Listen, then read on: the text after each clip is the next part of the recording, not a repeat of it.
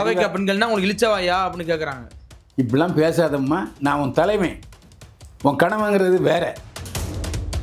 என்ன பேசுது கட்சி, அவ்வளோதான், இந்த மாதிரிலாம் பேசக்கூடாதுன்னு அந்த பெண்களை கூப்பிட்டு கண்டிச்சுக்கணும். பகிரங்கமாக ஒரு அறிக்கை விட்டுருக்கணும். இந்த கட்சிக்காரங்களே சங்கீதாவை கச்சா முச்சான்னு வைரானுங்களே, இதை பார்த்துட்டு வேடிக்கை பார்க்குறீங்களே, நீங்கள் ஒரு நல்ல கணவனா? அதெல்லாம் ஒருத்தர் இல்லைன்னு சொல்லிவிட்டு இப்போ பொன்ராய் சொன்னது மட்டும் ஒருத்தர் நினச்சிட்டு போய் கம்ப்ளைண்ட் கொடுக்குறீங்க. சரி, அதையும் ஓப்பனாக பேசலாமே. நானே திரிசா வந்து ஃப்ரெண்டாக இருக்கான்னு சொல்லிட்டு போயிடலாமே. அதே மகனும் சாதிக்கிற. ஆமாம், சீனியர்னு பார்த்தா புஷியானந்து, நிர்மல்குமார். எதில் சார் சீனியர்? அவங்க கட்சியில் போய் சேர்ந்ததில் சீனியர். அவங்க சேர்ந்ததில் சீனியரா? ஆமாம், வேதம்னு நினச்சேன். புஷியானந்து, நிர்மல்குமார். அப்புறம் தப்பாக நினச்சிக்காதீங்க முதல்வர் அவர்களே, நான் ஏற்கனவே உங்கள்கிட்ட தான் வரலான்னு நினச்சேன். நான் தான் முதல் டோக்கனு. ஆமாம், ஆனால் எனக்கு முந்திட்டு எல்லா பேரும் வந்துட்டாங்க. தயவு செஞ்சு நான் ஜெயிக்கிறதுக்கு கொஞ்சம், அதாவது அவர் பேசுனது முழுக்க முழுக்க தப்புன்னு சொல்ல முடியாது, தவறுன்னு சொல்லலாம். ஸோ இதெல்லாம் பேச வேண்டிய ஒரு துர்பாக்கிய நிலைமை. புதிய சிந்தனை நேயர்களுக்கு வணக்கம். இன்றைய சிறப்பு நேர்காணலில் நம்முடன் இருந்திருக்கும் சிறப்பு விருந்தினர் மூத்த நடிகர், மூத்த பத்திரிகையாளர் திரு பைல்வான் ரங்கநாதன் அவர்கள். சார் வணக்கம். என்னை வாழ வைத்துக் கொண்டிருக்கும் யூடியூப் சேனல் நேயர்களுக்கு நன்றியும் வணக்கமும். முன்னாள் குடியரசுத் தலைவர் உதவியாளர் திரு பொன்ராஜ் அவர்கள் பேசிய பேச்சு தான் இன்னைக்கு சோசியல் வட்டாரத்தில், அதுவும் குறிப்பாக தமிழ்நாடு வட்டாரத்தில் பெருசாக போயிட்டு இருக்கு. தாவேகாவுடைய பெண்கள் அணியினால இன்னைக்கு வந்து கமிஷன் ஆஃபீஸு மற்ற இடத்துல கம்ப்ளைண்ட் கொடுக்க போயிருக்காங்க. அவர் பேசுன சரியா அப்படி சார்? அதாவது அவர் பேசுனது முழுக்க முழுக்க தப்புன்னு சொல்ல முடியாது, தவறுன்னு சொல்லலாம். அது தப்புங்கிறது தெரிந்து செய்வது, தவறுங்கிறது தெரியாமல் செய்வது. அதனால் அது தவறு தான், தப்பு கிடையாது. என்ன காரணம்னா அந்த மாதிரி பெண்கள் பேசுகிறது தான் தப்பு. ஆமாம், இல்லை முதல்ல வந்து அந்த பெண்களை பேசுனதுனால சார் கண்டிக்கணும். ஆமாம், ஒரு தலைவன் அதை கண்டிக்காமல் வந்து இவன் அப்படி பேசலாரு அப்படின்னு சொல்லி வந்து கம்ப்ளைண்ட் கொடுக்குறது எப்படி தான் சிறுபிள்ளை தனமா இல்லையா? அப்படி முதல்ல கம்ப்ளைண்ட்டு கொடுக்கறதுக்காக அவர் வரல. ஓ அப்படியா? விஜய் வந்து கம்ப்ளைண்ட் கொடுக்கறதுக்காக வரல. அவர் ஏன் வந்தாருன்னு சொன்னால், காவல்துறை தலைவர் நான் வந்து தேர்தல் பிரச்சாரத்துக்கு போகிறேன், எனக்கு போதிய பாதுகாப்பு கொடுங்க அப்படின்னு கேட்கறதுக்காகத்தான் போயிருக்கிறாரு. ஆனால் போனவர் அதை சொன்னாச்சுன்னா மீடியாவில் வேற மாதிரி பேசிடுவாங்கிறதுக்காக இப்படி ஒரு இதாக கொடுத்துட்டாரு. இதுக்கு முன்னால் எவ்வளவோ பேசியிருக்காங்க, நாமளே பேசியிருக்கோம். ஆமாம், அதுக்கெல்லாம் அவருடைய மானம் போகலையா? அதானே. இப்போ இப்படி சொன்னோன்னே மானம் போயிட்டா? சரி, அப்படின்னா நீ முதல்ல உன்னுடைய சகோதரிகள், தங்கைகள், அவங்கள்ட்டெல்லாம் சொல்லணும், இப்படிலாம் பேசாதம்மா, நான் உன் தலைமை, உன் கணவங்கிறது வேற. ஆமாம், அப்படிங்கிறத தெளிவுபடுத்தி அவருடைய மகளிர் தின விலையை சொல்லியிருக்கலாம்ல.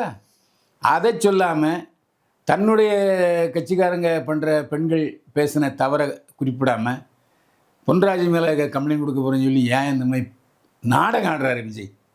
அதான் எனக்கு பிடிக்கல. இதுக்கு என்ன காரணம்னா, அதுக்கு முந்தின நாள் முதலமைச்சரை போய் அவருடைய தேவைக்க இப்போதைய இளம் தலைவர் செங்கோட்டையை போய் பார்த்து. இளம் தலைவரா சார்? இது எப்படி சொல்லணும்? அவர் தாவேக்கில் இருக்க மூத்த தலைவர் அவர் தான், மூத்த தலைவர். ஏன்னா சீனியர்னு பார்த்தா புஷியானந்து, நிர்மல்குமார். எதில் சார் சீனியர்? அவங்க கட்சியில் போய் சேர்ந்ததில் சீனியர். அவங்க சேர்ந்ததில் சீனியரா? வேதம்னு நினச்சேன். புஷியானந்து, நிர்மல்குமார், அப்புறம் நம்ம ஆதவர்ஜன்லாம் இருக்காங்க. ஸோ இவர் இளம் தலைவர் மேடையில் உட்காந்துருக்காரு. ஆமாம், அவர் போய் முதலமைச்சரை பார்த்து பேசியிருக்காரு. அவர் என்ன பேசினாருங்கிறது வெளியில் வந்த காரணம் என்னென்னா, இப்போ எங்கள் ஆள் தமிழ்நாடு வெற்றி கழக தலைவர் விஜய் வந்து பிரச்சாரத்துக்கு போகிறாரு அப்படின்னு போய் அவர்கிட்ட போய் பேசியிருக்காரு. இப்போ அவர் வந்து காலாவதியாக இப்போன்னு முதலமைச்சர் பதவி முடிஞ்சிச்சு, தேர்தல் தேதி அறிவிச்சாச்சு. நம்ம கேர்டேக்கர் கவர்மெண்ட், அதில் எந்த வித உத்தரவும் போட முடியாது, எதுவும் போக முடியாது, கோட்டைக்கும் போக மாட்டார். அப்படிப்பட்ட சூழ்நிலை அவரே சொல்லிப்பார், ஏன் நீ மந்திரியான இருந்த ஆள், எம்ஜிஆர் காலத்துலேருந்து மந்திரியாக இருந்தால், ஜெயலலிதா காலத்தில் மந்திரியாக இருந்தால், அவர் எடப்பாடி காலத்தில் மந்திரி, உனக்கு தெரியாதா இப்போ என்ன டேம் நடந்துக்கிட்டு இருக்கு, எலெக்ஷன் டேம், தேர்தல் ஆணையம் கையெழுத்தில் எல்லாம் இருக்குது என்னொன்னே போய் அவர்கிட்ட போய் சொன்னோடனே விஜய் பார்த்துருப்பார். ஏண்டா இது கூட தெரியாமையே போய் அங்கே போய் முதலமைச்சரை பார்த்த அப்படின்னு சொல்லியிருப்பார். ஆனால் நான் என்ன நினைக்கிறேன்னா, தப்பாக நினச்சிக்காதீங்க முதல்வர் அவர்களே, நான் ஏற்கனவே உங்கள்கிட்ட தான் வரலான்னு நினச்சேன். நான் தான் முதல் டோக்கனு. ஆமாம், ஆனால் எனக்கு முந்திட்டு எல்லா பேரும் வந்துட்டாங்க. ஓபிஎஸ்லாம் எனக்கு முந்திட்டு வந்துக்கிட்டாரு. தயவு செஞ்சு நான் ஜெயிக்கிறதுக்கு கொஞ்சம் என் தொகுதியில் ஏதாவது டம்மி வேட்பாளர் போடுங்க போடுங்க அப்படிங்கிற ஒரு அட்வைஸை கொடுத்துருப்பாரு. அப்படி ஒரு கண்டிப்பா. ஆதங்கம் தெரிவிச்சிருப்பாரு. வேற வழி இல்லை. ஏன்னா இனிமேல் அவர் எம்எல்ஏவா இருந்தால் தான் அவருடைய அரசியல் எதிர்காலம் இருக்கும். இல்லைன்னா அரசியல் எதிர்காலம் பூஜ்ஜியமாயிரும். ஆமா, கண்டிப்பா ஓபிஎஸ் பேனுக்குலாம் சீட்டு கொடுக்க போறாரு. ஆமாம். ஆமா. ரெண்டாவது இவருடைய அண்ணன் மகன் எல்லாரும் இவருக்கு எதிராக தான் இருக்காங்க. ஓ, செங்கோட்டையன் அண்ணன் மகன். என்ன காரணம்னா கீழே இறங்கி பேச நினைக்கக்கூடாது. அவருடைய மனைவியோடு கோப்பை செங்கோட்டையன் நல்ல உறவில் இல்லை. ஓ, தனியாக தான் இருக்காரு. அதனால் அவர் சம்மந்தப்பட்ட உறவுகள் குடும்பங்கள் செங்கோட்டையன் மேலே நல்ல அபிப்பிராயத்தில் இல்லை. ஸோ அதனால் அவர் ஓட்டு கொஞ்சம் கம்மியாக இருக்கும். எப்படியும் எடப்பாடி ஒரு ஸ்ட்ராங் கேண்டிடேட் அங்கே நிறுத்துவார். அவருடைய எதிரிகள் சிலரில் ஒருத்தர் செங்கோட்டையன் எப்படியும் சட்டசபை வரவிடக்கூடாதுங்கிற எண்ணத்தில் செயல்படுவார். ஸோ அந்த காரணத்துக்காகவும் போய் முதலமைச்சரை கொஞ்சம் பார்த்து எனக்கு ஹெல்ப் பண்ணுங்க அப்படின்னு சொல்கிறதுக்காக போயிருக்கலாம். திரு விஜய் அவர்களை சார் முதல்ல யாரை கண்டிக்கணும்? அதான் சொல்கிறல, அது அவருடைய கட்சி பெண்களை தான் அப்படி சொன்ன பெண்களை கூப்பிட்டு என்ன பேசுது, உன் புருஷன் என்னப்பா, உன் புருஷனுடைய என்ன மேலே தலைவம்மா கட்சி அவ்வளோதான், இந்த மேலே பேசக்கூடாதுன்னு அந்த பெண்களை கூப்பிட்டு கண்டிச்சிருக்கணும். ஒரு அறிக்கை விட்டுருக்கணும். அஜித் சொல்லலையா? எப்போ முதல்ல உங்க குடும்பத்தை பாருங்க, அதுக்கப்புறம் பார்த்துக்கலாம், ஏன் இங்கே வரீங்க, ஏன் இங்கே பல விஷயம் ஏன் பண்ணுறீங்க அப்படிலாம் சொல்லலையே சார்? உண்மை. அதாவது தன்னுடைய அதுவும் மகளிர் மன்னெல்லாம் நடத்திருக்காரு. அப்படிப்பட்ட சூழ்நிலை அங்கே தெரிவிச்சிட்டு இவர் இங்கே கொடுத்தாருன்னா யோக்கியம். தன்னுடைய கட்சிக்காரங்க தவறுகளை தப்பை கண்டிக்காமல் அங்கே போய் போலீஸ் டிஜிபி ஆஃபீஸில் போய் கம்ப்ளைண்ட் கொடுத்து அனுப்புகிறாங்க. இப்போ உடனே தலையை சீவிடுவாங்களா? அதானே. அவர் மரியாதைக்காக மன்னிப்பும் கேட்டார். யார்? பொன்ராஜ். அதோட பிரச்சனை முடிஞ்சுது. மன்னிப்பு கேட்ட பிறகு தான் இவர் போய் கம்ப்ளைண்ட் கொடுத்தது. ஏன் செல்லுபடியாது? அவர் அவருடைய பொன்ராஜ் அந்த மன்னிப்பு டிஜிபிக்கும் கமிஷனருக்கும் அனுப்பிட்டார். ஆனால் சார் இப்போ எதுக்கு இப்போ எல்லா மகளிரும் சேர்ந்துட்டு இன்னைக்கு கம்ப்ளைண்ட் கொடுக்கணும்? இல்லை தமிழ்நாடு ஃபுல்லாக ஒவ்வொரு மாவட்டத்துலையும் அப்படி நாங்கள்லாம் ரொம்ப யோக்கியமான பெண்கள், எப்படி அது ஜனங்களுக்கு தெரியும். காவைக்கா பெண்கள்னா உங்களுக்கு இழிச்சவாயா அப்படின்னு கேட்குறாங்க. அதை விட கொடுமைங்க, அந்த கட்சியில் உள்ளவங்க யார், தேவக்கையில் உள்ளவங்க திருமதி சங்கீதா விஜயை கச்சாமுச்சான் திட்டிட்டு இருக்காங்க. அவ்வளோ அசிங்கமாக திட்டினாங்க. நம்மளே பேசியிருக்கோம்ல, அது தப்பு இல்லை. அது நான் என்ன சொல்கிறேன், 1000 இருந்தாலும் உன் மனைவியாக கூட இல்லைப்பா விட்டுரு. மிஸ்டர் விஜய், மிஸ்ஸஸ் சஞ்சயும் உங்கள் மகளும் உங்களுக்கு பிறந்தவர் தானே. அந்த 2 பேருடைய தாய் யார்? சங்கீதா தானே. உங்களுடைய மனைவியாக இல்லாவிட்டாலும் அது உத்தரவுக்கு அப்புறம் பார்த்துக்கலாம். இப்போதைக்கு உங்களுடைய குழந்தைகளுடைய தாய் சங்கீதா. உங்கள் கட்சிக்காரங்களே சங்கீதாவை கச்சா முச்சான்னு வைரானுங்களே, இதை பார்த்துட்டு வேடிக்கை பார்க்குறீங்களே, நீங்கள் ஒரு நல்ல கணவனா, நல்ல தலைவனா? 2ம் தான். எதுக்கு இந்த கேள்வியை வைக்கிறோம்னா, நீங்கள் சரியாக நடந்துக்கலை, ஒரு பிரச்சனையை சரியாக அணுகலை, அதெல்லாம் ஒருத்து இல்லைன்னு சொல்லிவிட்டு இப்போ பொன்ராய் சொன்னது மட்டும் ஒருத்துன்னு நினச்சிட்டு போய் கம்ப்ளைண்ட் கொடுக்குறீங்க. இது எந்த வகையில் நியாயம்? இது முட்டாத்தனமாக தெரியலையா? அப்போ ஒருத்தலன்னு சொன்னது யார் சார்? உன்னுடைய வீட்டில் இருக்க மனைவியை ஒருத்தலன்னு சொல்லிவிட்டா அப்போ நீயும் தானே ஒரு பெண்ணை அசிங்கப்படுத்துகிற. அப்போ அந்த இந்த விஷயத்தையும் இந்த கட்சி பொம்பளைங்க பேசுனதையும் ஒருத்தலன்னு சொல்லி விட்டுற வேண்டியதானே. அதேமாரி பொன்ராஜும் சரி பேசுனது கரெக்டுன்னு உன் மனசாட்சிக்கு தெரியும், சரி கண்டுக்காம விட்டுறது தானே. இது எதுக்கு உன் பல்ல குத்தி நீயே நாத்தப்படுத்திக்கிற, படுத்துக்கிட்டு இருந்து ஏன் எச்சில் துப்புற? இதுதான் நம்முடைய கேள்வி. இவர் அரசியல் தலைவன் ஒரு மெச்சூரிட்டி பாலிட்டிஷியன் மாதிரி நடந்துக்க மாட்டேங்கிறாரு. எவ்வளவோ நடந்துட்டு இதுக்கு முன்னால் இந்த திரிஷா விவாதத்து விஷயத்தில் உன்னை எவ்வளவோ பேர் கழுவி ஊற்றிட்டாங்க. அதெல்லாம் கண்டுக்கலை, அதெல்லாம் தொடச்சி விட்டு தோண்டு தமா துண்டு விஷயம் தப்பு கட்சிக்கார பொம்பளை மேலே இருக்கிற சொல்லிவிட்டு நீ போய் பொன்ராஜ் மேலே கம்ப்ளைண்ட் கொடுக்குறிய. இல்லை, அவர் தெளிவாக விளக்கமாக சொல்கிறார் சார். நான் எல்லாரையும் சொல்லலை, இது மாதிரி பேசுகிறவங்களும் சொல்கிறேன் அப்படின்னா அவர் தெளிவாக தானே சொல்கிறாரு. அதான் சொல்கிறேன். இல்லை சார், இப்போ ஒன்றும் இல்லை, இப்போ நீங்கள் சொல்கிற மாதிரி பார்த்தீங்கன்னா உண்மையில நீ கண்டிச்சிருந்தா அத்தனை பெண்களும் மத்தியில் அதெல்லாம் ஒத்து கிடையாதுன்னு தன் மனைவியை சொல்லிவிட்டு அதுக்கப்புறம் தான் அந்த பெண்கள் எல்லாம் சொல்கிறாங்க, ஏன் குப்போடுறவங்க கூட 10 முன்னாடி வச்சுருக்கான், என் தலைவனுக்கு இருக்காதா அப்படின்னு. அப்போ ஒரு தலைவனு பண்ண தப்ப அவங்க ஏற்றுக்கிறாங்க தானே அர்த்தம். சரி, நான் கேட்குறேன், கோட்டுறவங்கிறவன் உங்கள் நினப்பில் இழப்பமானவனா? அதானே. இல்லை அன்னைக்கே வந்து இது மாதிரி பேசக்கூட சொல்லியிருந்தா இப்போ இந்த அளவுக்கு வந்திருக்காரு சார். கண்டிப்பாக உன் தொண்டர்கள் பேசினா தான் அவர் எடுத்து சொல்லியிருக்காரு. உதாரணமாக புரட்சியாளர் எம்ஜிஆர் முதலமைச்சராக இருக்கார். காளிமுத்து அமைச்சர் காளிமுத்து கலைஞர் அப்போ சபையில் இருக்கார். கொஞ்சம் விமர்சித்து பேசிட்டார். சபாநாயகர் நினைக்கிறேன். விமர்சித்து பேசிட்டார். அப்போது எம்ஜிஆர் கூப்பிட்டு நீங்கள் சொன்னதை வாபஸ் வாங்குங்க. கலைஞர் என்னுடைய அரசியல் எதிரி, அதில் எந்த சந்தேகமும் இல்லை. ஆனால் என்னுடைய குடும்ப நண்பர். அவங்க அம்மா சோறு போட்டு நான் சாப்பிட்ருக்கேன், எங்கள் அம்மா சோறு போட்டு சாப்பிட்ருக்காங்க. ஸோ அரசியல் வேறு, நட்பு வேறு. என்ன இருந்தாலும் அவர் திமுக தலைவர், எதிர்கட்சி தலைவர். நீங்கள் வந்து சொல்லாதீங்கன்னா மன்னிப்பு கேட்டார் காளிமுத்து. அவன் காளிமுத்துன்னு.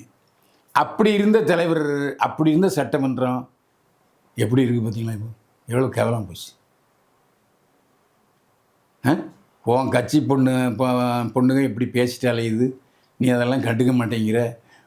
சார் இவர் ஒழுங்கானு கேட்குறேன். விஜய் அவர்கள் ஒரு முறை இல்லை, இருமுறை இல்லை, பல முறையை வந்து திரிசாவோட போயிருக்காரு. கடைசியாக கூட அட்லியோட மனைவி வளகாப்புக்கு போயிருக்காரு. ஒரே மாதிரி காஸ்டியூம் தான் போயிருக்காங்க. ஸோ அதுலேருந்து இவர் சொல்ல வர்றது என்ன? சரி அதையும் ஓப்பனாக பேசலாமே. நானே திரிசா வந்து ஃப்ரெண்டாக இருக்காமல் சொல்லிட்டு போயிடலாமே. அதையே மௌனம் சாதிக்கிற. ஆமாம், நான் அங்கே 2 பேரும் லிவிங் டூவில் இருக்கோம். ஆனால் என்னுடைய மனைவி இன்னமும் சங்கீதம் முடிஞ்சு போச்சு. ஒருத்தே இல்லாமல் போயிடும் பிரச்சனை. சட்டத்தில் இடம் இருக்குது. அது இப்போ அவங்க வக்கீலெலாம் யாரும் விஜய்கிட்ட சொல்லலையா? மனைவி என்று ஒருத்தர் இருக்கிறார். அவள் என் மனைவி தான். நான் என் சந்தோஷத்துக்காக சிலரோட உறவு கொண்டுட்ருக்கேன். அவங்க கான்சென்ட்டோட, அவங்க அனுமதியோட, அவங்க இசைவோட நான் பண்ணிகிட்ருக்கேன். ஸோ மனைவி வந்து அவங்க தான் சொல்லி நம்முடைய ஆந்திர துணை முதல்வர் பவன் கல்யாண் சொல்லி அந்த கேஸு டிஸ்மிஸ் ஆகிருக்கு. 2வது மனைவி கோர்ட்டுக்கு போனாங்க. என்னை விட்டுட்டு அவர் வந்து ஒரு நடிகையோட திரிகிறாரு அப்படின்ட்டு. அதுக்கு கோர்ட்டில் பவன் கல்யாண் இந்த விளக்கத்தை கொடுத்த உடனே கோர்ட்டு மனைவி என்ற உரிமை ஒருவருக்கு கொடுக்கப்பட்டிருக்கிறது, அது வாபஸ் வாங்கவில்லை. அவர் சந்தோஷத்துக்காக அவர் இருக்கலாம். அந்த பொண்ணும் இசையை தெரிவிக்கும் போது சட்டப்படி தப்பு இல்லை. அதாவது நான் ஏற்கனவே பல முறை சொல்லியிருக்கேன். இன்னொருத்தியுடைய கணவரும்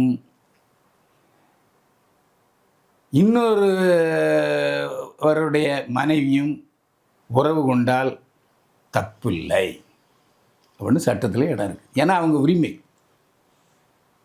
அதனால் அப்படி சொல்லிட்டு போ. இல்லை சட்டத்தில் இடம் இல்லை சார். ஆனால் இப்போ ஒரு மனைவியை வந்து விழுப்புர தோட்டத்தில் வந்து சொல்லியிருக்குல்ல, இது மாதிரி ஒரு நடிகையோட திரிகிறாரு, அதனால் வந்து நான் விவாகரத்துக்கிட்டேன்னு சொல்லியிருக்கு. இந்த சமயத்தில் ஒரு கட்சியோட தலைவராக இருக்காரு. இப்போ கட்சியோட தலைவருக்கு இது மாதிரி பண்ணலாம்னு கேட்குறேன். கண்டிப்பாக பண்ணுங்க. இவர் பண்ண தப்பு தானே சார் நீங்கள் வந்து நிற்கிறாரு. நீ டிஜிபி ஆஃபீஸில் நிற்க வேண்டிய காரணம் என்ன? இவர் பண்ண தப்பு தானே. ஆமாம், ஒழுக்கம் இல்லாதவர் என்பதை அவரே ஊருக்கு பறைசாட்டிக்கிட்டு இருக்கார். இப்போ பொன்ராஜ் மேலே அவர் வந்து காவல்துறை தலைவர்கிட்ட போய் மனு கொடுத்ததன் காரணமாக அவருடைய தப்பை அவரே ஊருக்கு சொல்லிகிட்டு இருக்கார். வெட்ட வெளிச்சமாக கட்டிட்டாரு. ஏன் கட்சியில் உள்ளவங்களாம் இப்படி தான் இருக்காங்க, சில விஷயங்களை கண்டுக்கணாமல் விட்டுணும். நரகளை மிச்சிட்டோம்னா டக்குன்னு போய் கழுவிட்டு கண்டுக்காமல் போயிட்டே இருக்கணும். அதை வேறு மாதிரி ஏதாச்சும் செஞ்சால் தப்பு இல்லை, அசிங்கம் இல்லை. நரகல் மேலே மிச்சது உன் குத்தம் தானே, நரகல் குற்றமா? அதுதான் ஆரம்பம்னு சொல்லிட்டுருங்க. உன்னுடைய கட்சி பெண்கள் செய்த தவறை நீ கண்டிக்காமல் நீ போய் போலீஸு காவல்துறை தலைவர்கிட்ட போய் மனு கொடுக்கல, என்ன நியாயம்? அதில் எந்தவித அடிப்படை உரிமையே இல்லையே. இல்லை ஊர்வாய்க்கு அவள் போகிற கதையாயிடுச்சுல சார். நம்ம கிராமத்தில் சொல்லுவாங்கல்ல. இப்போ நம்மளையும் பேச ஆரம்பிச்சிட்டா எல்லாரும் பேச ஆரம்பிச்சிட்டாங்க. அதாவது வெறுவாயை முன்னிட்டு இருந்தவனுக்கு துடி அவலை நல்லா சமைச்சு நல்லா மென்னு தின்னு அப்படிங்கிற மாதிரி சூழ்நிலையை விஜய் ஏற்படுத்தி விட்டார். இது வந்து பொதுவாக ஒரு கணவன்கள் மத்தியிலையும் சகோதரன்கள் மத்தியிலையும் ரொம்ப ஒரு மோசமான விளைவுகளை ஏற்படுத்திட்டு விஜய் இப்படி ஒரு இம்மெச்சூரிட்டி இல்லாத, முதிர்ச்சி இல்லாத ஆளாக இருக்காரு அப்படிங்கிறது வெளிச்சம் போட்டு காட்டிடுச்சு. இல்லை சார், அந்த பெண்கள்லாம் பேசினுச்சுல்ல, ஒட்டாயம் தலைவருக்கு நான் பொண்டாட்டியோட இருப்பேன்னு சொன்னிச்சுல, அவனுடைய கணவர்கள்லாம் என்ன சார் பண்ணுறது? பாவம் தானே. ஐயோ பாவம். அதாவது தாலி கட்டியிருக்கான், அவ்வளோதான். ஆனால் அவன் மனசு வேற எங்கேயோ இருக்கு. ஒரு பொண்ணு 20 வருஷமா லவ் பண்ணுறேன், அது எஸ்சிஎஸ்சிக்கும் தெரியும், எஸ்சிஎஸ்சிட்டே நான் சொல்லியிருக்கேன் அப்படிங்குது. ஸோ அவர் கட்டின கணவர் வந்து எப்படி சார், தியாகியா அப்படி சார்? வேற என்ன சொல்கிறது, அப்புறாணி. அவனும் அந்த பொண்ணும் விஜயை மனசில் வச்சுக்கிட்டு, ஆனால் தான் மேலே தன்னுடைய கணவனை போட்டுக்கிட்டு இருக்கு. என்னத்தை சொல்கிறது வாங்க. ஸோ இதெல்லாம் நம்ம பேச வேண்டிய ஒரு துர்பாக்கிய நிலைமை ஏற்பட்டிருக்குங்கிறேன் ரொம்ப வருத்தமாக இருக்குது. இன்னொரு கதையை சொல்லியிருக்காரு சார், அதாவது பேர்பட்ட ஆள் வெளில வந்தனால தான் இவ்வளோ தற்கொலைகள் இருக்கா அப்படிங்கிற விஷயமே வெளில வந்திருக்கு அப்படிங்கிறாரு சார். ஆமாம், அதாவது முன்னெல்லாம் தற்கொலைங்கிறது சொல்லியிருக்கக்கூடாத வார்த்தைன்னு நினச்சேன். ஆனால் இப்படி பெண்கள் பேசும்போது விஜய் கட்சியில் தற்கொலைகள் இருக்காங்கிறது நிரூபணமாகிவிட்டது. வேற என்ன சொல்கிறது? சமூகத்தில் எப்படி சார் பார்வை இருக்கான்? அதான் அந்த மாதிரி பொம்பளைலாம் தற்கொலைகள் அப்படின்னு தான் பார்க்கணும். வேற என்ன செய்யும்? வேற என்ன செய்யும்? பார்க்குறவங்களுக்கு தெரியும். இதை போய் பேசிக்கிட்டு இருக்கீங்களையா, விட்டு தொலைங்கன்னு அவங்க சொல்கிறது என் மைண்ட் வாய்ஸு கேட்குது. தப்பு தான். அதை ஏன் இப்படி போட்டு பேசிக்கிட்டு இருக்கீங்க? அதை ஒரு பட்டிமன்றம் வச்சு சாலமீன் பாப்பையா மாதிரி நீங்களும் பேசிக்கிட்டீங்களே அப்படின்னு நீங்கள் கேட்குற என் மைண்ட் வாய்ஸ் கேட்குது. இல்லை சார், ஒரு தலைவன் தன் தொண்டர்களை கண்டிக்காத ஒரு தலைவன் இன்னைக்கு மற்றவங்க பேசுகிறாங்க, அவங்க பேசுகிறது எப்படி சார் ஏற்றுக்கலாமா? அவர் பேசுன ஒரு தவறாகவே இருக்கட்டும், தவறான வார்த்தையாகவே இருக்கட்டும், ஆனால் முதல்ல கண்டிக்க விட இங்கே தானே சார். அதைத்தான் நம்ம ஆரம்பத்துலேருந்தே சொல்லிகிட்டு இருக்குமே, அதில் எந்த சந்தேகம் இல்லை. அதாவது தன் மேலே தவறை வச்சுக்கிட்டு இன்னொருத்தர் மேலே தவறு இருக்குன்னு சொல்கிறது ஏற்றுக்கொள்ள முடியாத விஷயம். கண்டிப்பாக சார். இந்த வீடியோ பார்த்துட்டு இனிமையாவது விஜய் அவர்கள் தன் தொண்டர்களை கண்டிப்பாரா எப்படிங்கிறத பொறுத்து வந்து பார்க்கலாம். மிக்க நன்றி சார். ஆனால் ஒன்று, தேர்தலில் இது மிகப்பெரிய சரிவை விஜய்க்கு ஏற்படுத்தும், அதில் எந்த சந்தேகம் இல்லை. அதை புரியாமல் நடந்துக்கிட்டு இருக்காரா விஜய்ங்கிறதா நமக்கு வருத்தம். மீண்டும் சந்திப்போம். வாழ்க வளமுடன்.